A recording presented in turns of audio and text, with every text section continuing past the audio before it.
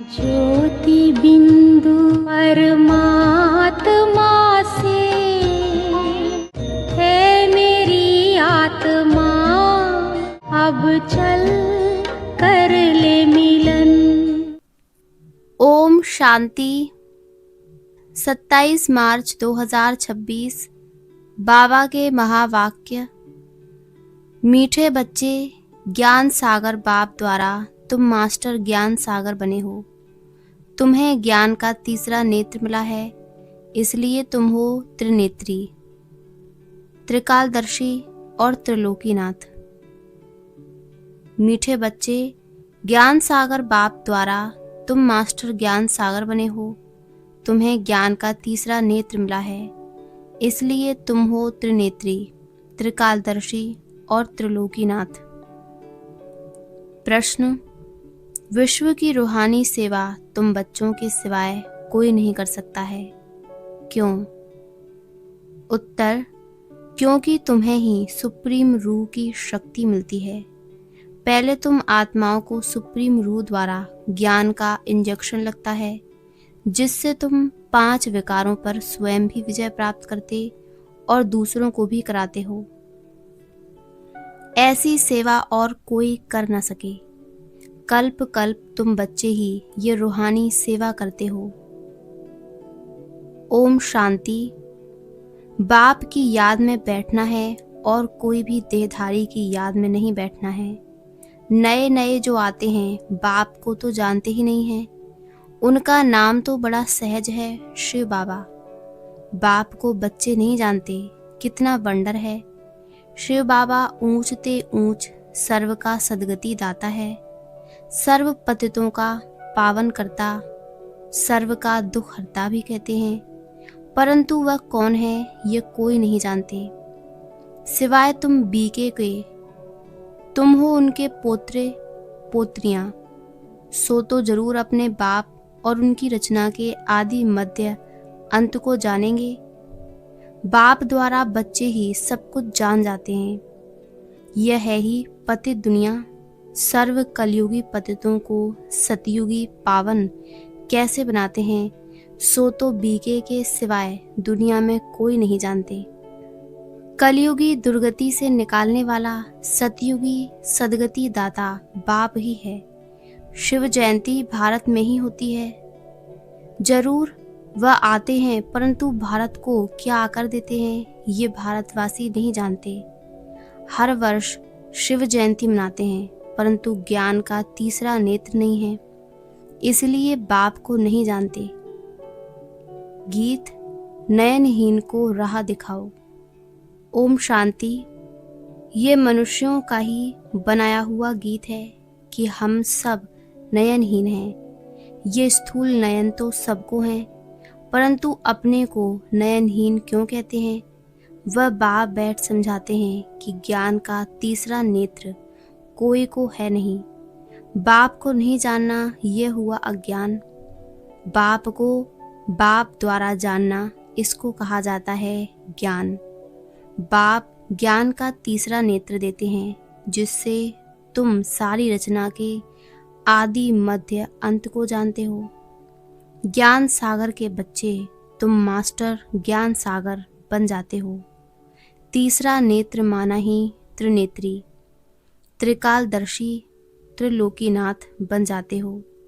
भारतवासी ये नहीं जानते कि ये लक्ष्मी नारायण जो सतयुग के मालिक थे, इनको ये वर्षा कैसे मिला, वह कब आए, फिर कहाँ गए, फिर कैसे राज लिया, कुछ भी नहीं जानते हैं। ये देवताएं पावन है ना, पावन तो जरूर बाप ही बनाएंगे। तुम भारतवासियों को बाप बैठ समझाते हैं। जो देवताओं को शिव को मानते हैं, शिव का जन्म भी भारत में हुआ है। ऊंचते ऊंच है भगवान, शिव जयंती भी यहाँ मनाते हैं। जगत अम्बा, जगत पिता ब्रह्मा और सरस्वती का भी जन्म यहाँ ही है। लक्ष्मी नारायण का जन्म भी यहाँ ही होता है। वही राधे कृष्ण हैं, यह भी भारतवासी नहीं जानते। कहते हैं पतित पावन आओ, तो जरूर सब पतित हैं। साधु संत ऋषि मुनि आदि सब पुकारते हैं कि हमको पावन बनाने आओ। दूसरे तरफ कुंभ के मेले आदि में जाते हैं पाप धोने।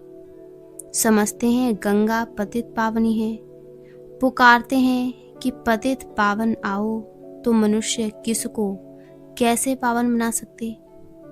बाप समझाते हैं तुम पहले देवी देवता धर्म के थे तो सब पावन थे, अभी पतित हैं।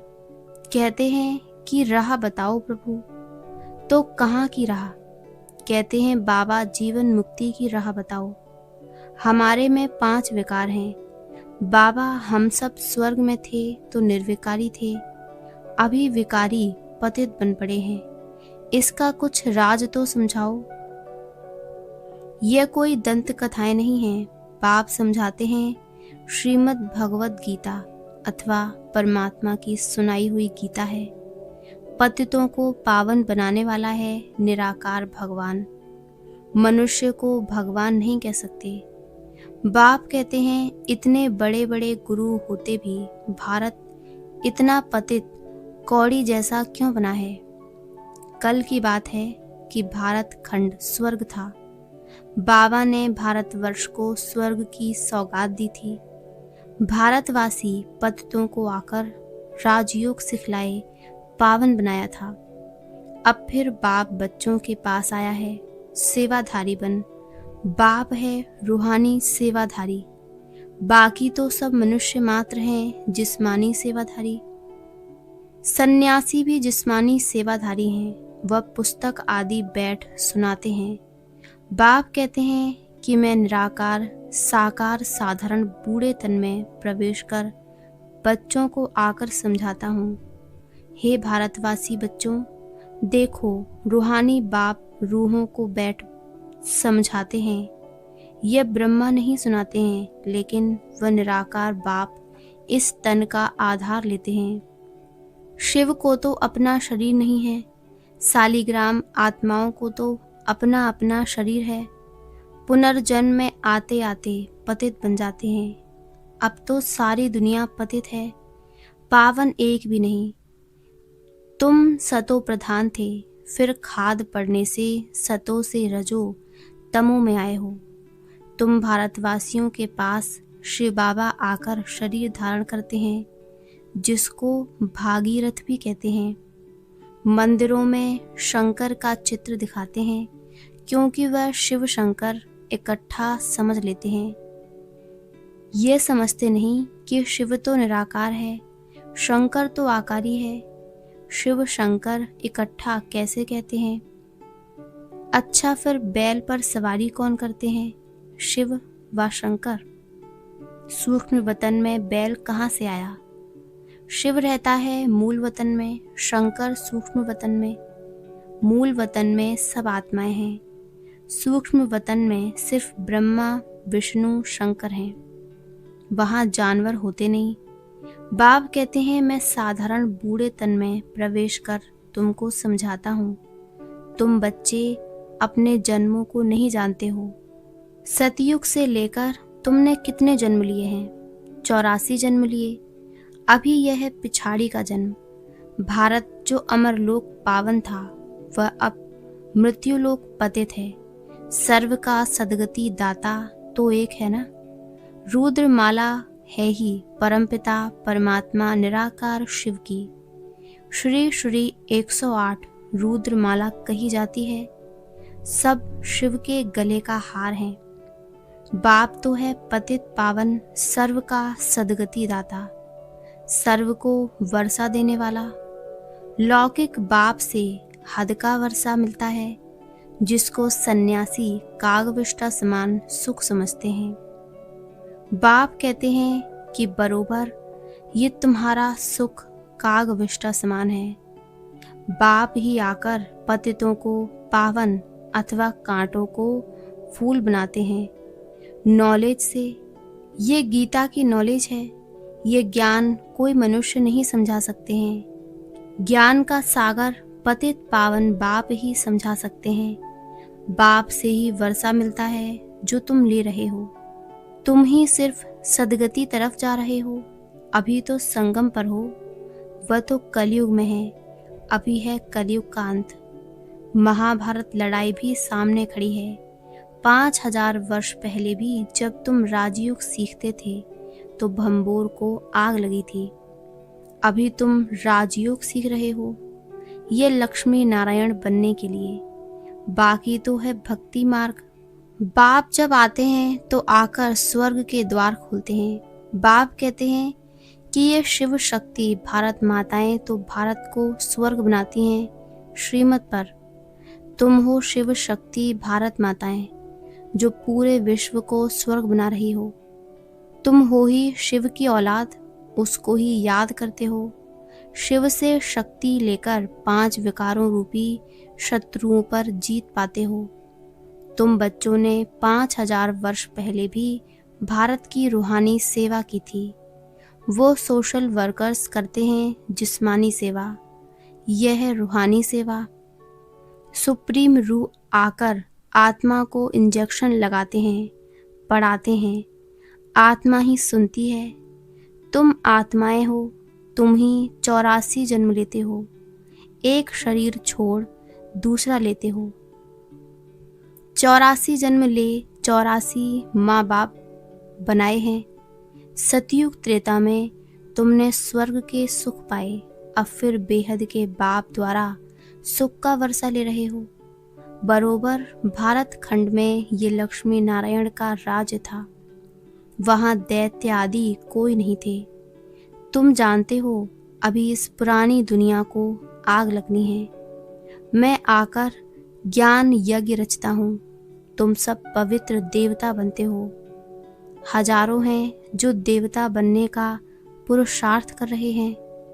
बाप आया है बच्चों की सदगति करने। तुम बच्चों को कांटों से फूल बना रहे हैं। तुमको ज्ञान का तीसरा नेत्र दे रहे हैं, जिससे तुम सारे ड्रामा को शिव बाबा का क्या पार्ट बजता है सब जानते हो। ब्रह्मा और विष्णु का कनेक्शन है क्या है वह भी जानते हो। वे दिखाते हैं कि विष्णु की नाभि से ब्रह्मा निकला, ब्रह्मा ही जाकर विष्णु बनते हैं। ब्राह्मण सो फिर देवता। विष्णु से ब्रह्मा बनने में 5000 वर्ष लगा। ये तुमको ज्ञान है। तुम ब्राह्मणों के नाभि कमल से विष्णुपुरी प्रकट हो रही है। उन्होंने तो चित्र बनाया है कि विष्णु की नाभि से ब्रह्मा निकला, फिर सभी वेदों शास्त्रों का सार सुनाया।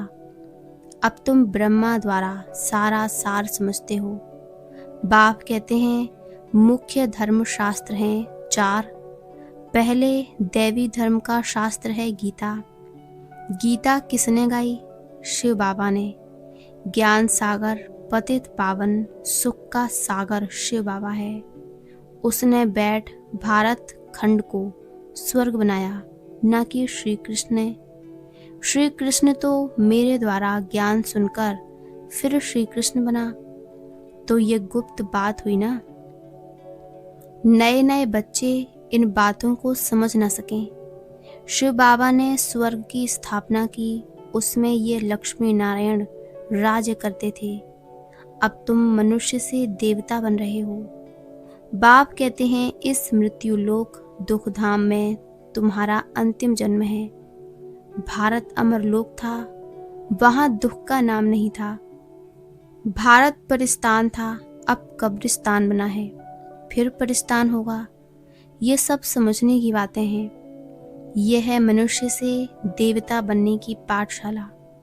ये कोई सन्यासियों का सत्संग नहीं है जहाँ शास्त्र बैठ सुनाते हैं।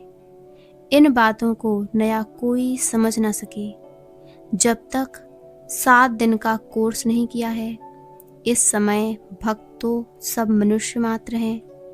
उन्हों की आत्मा भी याद करती है। परमात्मा एक माशूक के सब आशिक हैं। बाप आकर सचखंड बनाते हैं। आधा कल्प के बाद फिर रावण आकर झूठ खंड बनाते हैं। अभी है संगम। ये सब समझने की बातें हैं। अच्छा, मीठे मीठे सिकी लदे बच्चों प्रति मात पिता बाप दादा का याद प्यार और गुड मॉर्निंग। रूहानी बाप की रूहानी बच्चों को नमस्ते। धारणा के लिए मुख्य सार। पहला, बाप की श्रीमत पर चलकर सच्ची सच्ची रूहानी सेवा करनी है। सर्वशक्तिमान बाप से शक्ति ले 5 विकारों रूपी शत्रुओं पर विजय पानी है। दूसरा, मनुष्य से देवता बनने के लिए पवित्र जरूर बनना है। नॉलेज को धारण कर कांटे से फूल बनना और बनाना है। वरदान, विनाश के समय पेपर में पास होने वाले आकारी लाइट रूपधारी भव। विनाश के समय पेपर में पास होने वाले आकारी लाइट रूपधारी भव। विनाश के समय पेपर में पास होने व सर्व परिस्थितियों का सामना करने के लिए आकारी लाइट रूपधारी बनो। जब चलते फिरते लाइट हाउस हो जाएंगे तो आपका ये रूप शरीर दिखाई नहीं देगा। जैसे पाठ बजाने समय चोला धारण करते हो, कार्य समाप्त हुआ चोला उतारा, 1 सेकंड में धारण करो और 1 सेकंड में न्यारे हो जाओ। जब यह अभ्यास होगा तो देखने वाले अनुभव करेंगे कि ये लाइट के वस्त्रधारी हैं। लाइट ही इन्हों का श्रृंगार है। स्लोगन, उमंग उत्साह के पंख सदा साथ हों तो हर कार्य में सफलता सहज मिलती है। अव्यक्त इशारे, निश्चय के फाउंडेशन को मजबूत कर सदा निर्भय और निश्चिंत रहो। बाप सर्वशक्तिवान है तो उसका हाथ पकड़ने वाले पहुँचे कि पहुँचे, ये फेत रहो। चाहे खुद भले कमज़ोर भी हो लेकिन साथी तो मजबूत है ना, इसलिए पार हो ही जाएंगे। सदा ऐसे निश्चय बुद्धि विजयी रत्न है, इसी स्मृति में रहो। बीती सो बीती, बिंदी लगाकर आगे बढ़ो। ओम शांति। विशेष नोट, आज प्यारे बाप दादा की अति लाडली देश विदेश के सर्व ब्राह्मण परिवार की जान, हम सबके दिलों पर राज करने वाली मीठी दादी जानकी जी का पुण्य स्मृति दिवस है।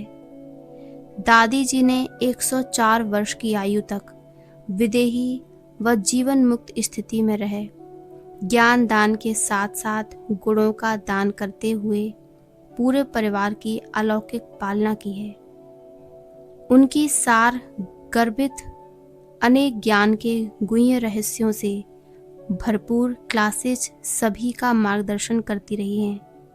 आज भी उनकी छत्र छाया और उनके द्वारा मिली हुई अनमोल शिक्षाएं अनेक ब्रह्मा वत्सों के कानों में गूंजती रहती हैं। दादी जी सच्चाई, सफाई और सादगी की प्रतिमूर्ति थी। दादी जी द्वारा मिली हुई अनेक अनमोल शिक्षाओं में से कुछ शिक्षाएं लिख रहे हैं। सभी इन्हें आत्मसात करना ही। पहला, अपने सूक्ष्म अभिमान को परख कर उसे जल्दी से खत्म करना ही अपने ऊपर आशीर्वाद करना है। दूसरा, अधिक सोचने, बोलने और चिंता करने से शक्ति खर्च होती है।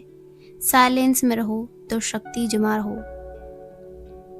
तीसरा, किसी की गलती चित्त पर न हो। चित्त साफ रखो तो चैन से रह सकेंगे। चौथा, समझ से व्यर्थ व नेगेटिव को खत्म कर दो तो शांति प्रिय बन जाएंगे। पांचवा, बाबा से प्राइज लेनी है तो नियमों पर चलो, थोड़ा भी कहाँ लगाव झुकाव न हो। छठवा, कर्म और संबंध का पता गुणों से चलता है, इसलिए कर्म में रूहानियत और संबंध में सच्चाई हो। सातवां, नम्रता और सत्यता को अपना साथी बना लो तो हर बात एक्यूरेट होगी। आठवां, प्यार मांगने के बजाय स्वमान में रहो और सबको मान दो तो प्यार के पात्र बन जाएंगे। नवा, जो सच्चे, स्वच्छ और सर्विसेबल हैं वही परमात्मा प्यार के पात्र हैं।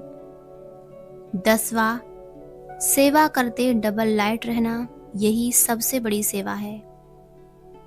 11वां, बड़ी बात को छोटा कर दो तो सूली भी कांटा हो जाएगी। 12वां, चिंतन साधना में इंटरफियर करता है और सिमरण साधना द्वारा सिद्धि दिलाता है। 13वां, खुशी का खजाना सदा कायम रखना है तो पॉजिटिव सोचने का तरीका सीख लो। 14वां, अब की स्थिति ही अंत में काम आएगी, इसलिए अपनी स्थिति बनाने पर ध्यान दो। 15वां, मनोबल ऐसा बढ़ा लो जो कांटों के जंगल में खुद भी सेफ रहो और दूसरों को भी सहयोग दे सको। और 16वां, अपवित्रता से मुक्त होना है तो आंतरिक वैराग्य वृत्ति धारण करो। अच्छा, ओम शांति, ओम शांति, ओम शांति।